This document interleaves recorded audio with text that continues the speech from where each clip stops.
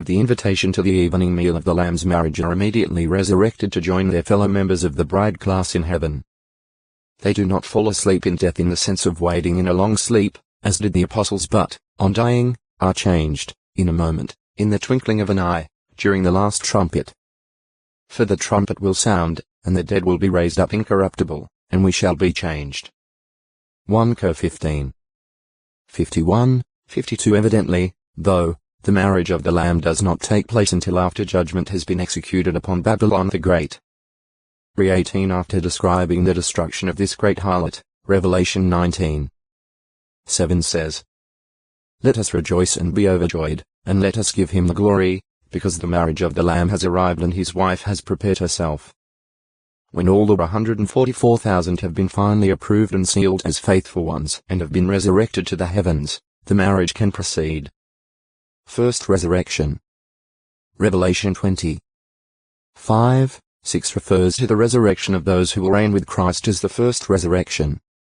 The Apostle Paul speaks of this first resurrection also as the early resurrection from the dead, literally, the resurrection, the out of dead ones. php 3. 11, NW, Ro, int on the expression Paul uses here, Robertson's Word Pictures in the New Testament 1931, Volume IV, p. 454 says. Apparently Paul is thinking here only of the resurrection of believers out from the dead, and so XX out ten exanastation ten ek necron. Paul is not denying a general resurrection by this language, but emphasizing that of believers. Charles Ellicott's Commentaries 1865, Volume 2, p. 87 remarks on Philippians 3. 11. The resurrection from the dead. That is, as the context suggests, the first resurrection Rev. XX 5, when, at the Lord's coming the dead in him shall rise first. 1 Thessalon 4. 16, and the quick be caught up to meet him in the clouds. 1 Thess 4. 17. Compare Luke XX 35. The first resurrection will include only true believers, and will apparently precede the second, that of non-believers. O textoi acute miritra longo. Resurrection 788 Pentecost, which was 10 days after that ascension, when God through Jesus anointed the first members of those who will receive the heavenly resurrection. Act 1. 3. 2. 1-4, 33. The evildoer, Jesus said, would be in paradise. The word means a park or pleasure ground. The Septuagint rendered the Hebrew word for garden gan, as at Genesis 2. 8, by the Greek word par-middle.rad-middle.sos. The paradise in which the evildoer will be would not be the paradise of God promised to him that conquers, at Revelation 2.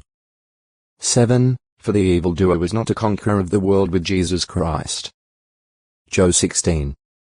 33. The evildoer would therefore not be in the heavenly kingdom as a member of it. Luke 22. 28-30 but would be a subject of the kingdom, when those of the first resurrection would, as kings of God in Christ, sit on thrones, ruling with Christ for 1,000 years. Read 20. 4, 6. The righteous and the unrighteous. The Apostle Paul said to a group of Jews who also entertained the hope of a resurrection that there is going to be a resurrection of both the righteous and the unrighteous. Act 24. 15. The Bible makes it plain who are the righteous.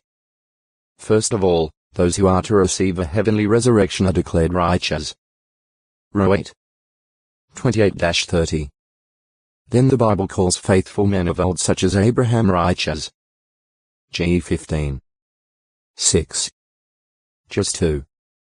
21. Many of these men are listed at Hebrews chapter 11, and of them the writer says, "And yet all these, although they had witness borne to them through their faith, did not get the fulfillment of the promise, as God foresaw something better for us spirit-begotten, anointed Christians like Paul, in order that they might not be made perfect apart from us."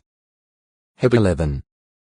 39, 40. So, the perfecting of them will take place after that of the ones having part in the first resurrection. Then there is the great crowd described in Revelation chapter 7, who are not members of the 144,000 sealed ones, and who consequently do not have the token of the Spirit as being spirit-begotten.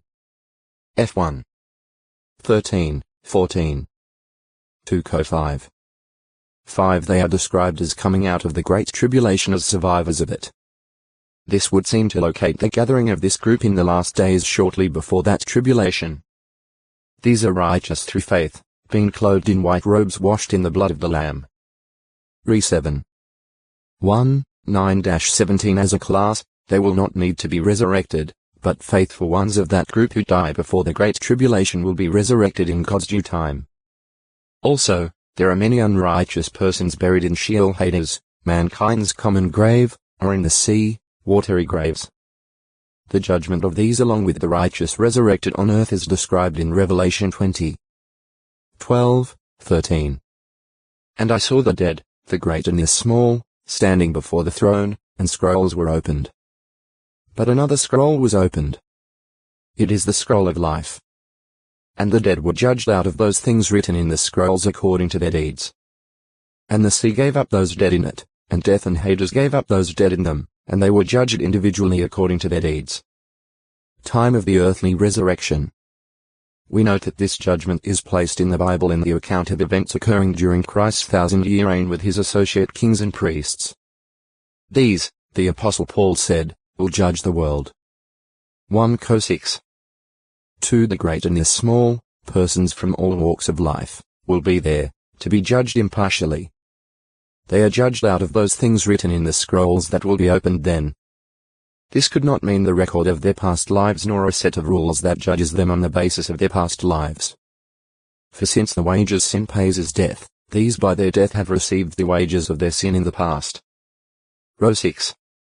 7, 23 Now they are resurrected that they might demonstrate their attitude toward God and whether they wish to take hold o textoi acute miritra longo. Resurrection 789 of this word in the Christian Greek scriptures are as follows. Our judgment. 2. Judgment, justice. Mat. XXIII. 23. Comp. 12. 20. 3. Judgment of condemnation, condemnation, damnation. Mark 3. 29. John v. 24, 29. IV. The cause or ground of condemnation or punishment. John 3. 19. Via particular court of justice among the Jews. Matt. V. 21, 22. A Greek and English lexicon to the New Testament, London, 1845, p. 342.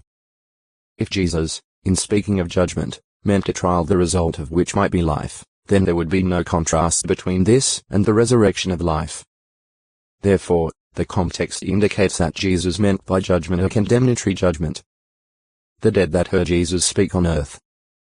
In considering Jesus' words, we note that when Jesus spoke, some of the dead were hearing his voice. Peter used similar language when he said, in fact, for this purpose the good news was declared also to the dead, that they might be judged as to the flesh from the standpoint of men, but might live as to the spirit from the standpoint of God. 1 Pe 4. 6 This is so because those hearing Christ were dead in trespasses and sins before hearing but would begin to live spiritually because of faith in the good news. F2. 1. Compare Mount 8. 22. 1-5. 6. John 5. 29 refers to end of judgment period. But a very important thing to note is, something that helps to determine the time feature of Jesus' words concerning the resurrection of life and the resurrection of judgment, is what he said earlier in the same context, in speaking of those living then who were spiritually dead as explained under the subheading passing over from death to life. The hour is coming, and it is now, when the dead will hear the voice of the Son of God, and those who have given heed literally, word for word, the ones having heard will live. Job 5. 25. In this indicates that he was not speaking merely of someone audibly hearing his voice but, rather, of the ones having heard, namely, those who, after hearing, accept as true what they hear. The terms hear and listen are used very frequently in the Bible with the meaning of give heed or obey. See obedience. Those who prove to be obedient will live. Compare the use of the same Greek term amidal.ko, here or listen, at Joe 6. 60. 8. 43, 47. 10. 3, 27. They are judged, not on what they did before hearing his voice, but on what they do after hearing it. Jesus was therefore evidently taking a similar position in time in speaking of those who did good things and those who practiced vile things, namely, a position at the end of the period of judgment, as looking back in retrospect or in review of the actions of these resurrected persons after they had opportunity to obey or disobey the things written in the scrolls. Only at the end of the judgment period would it be demonstrated who had done good or bad. The outcome to those who did good things according to those things written in the scrolls would be the reward of life. To those who practiced vile things, a judgment of condemnation. The resurrection would have turned out to be either to life or to condemnation.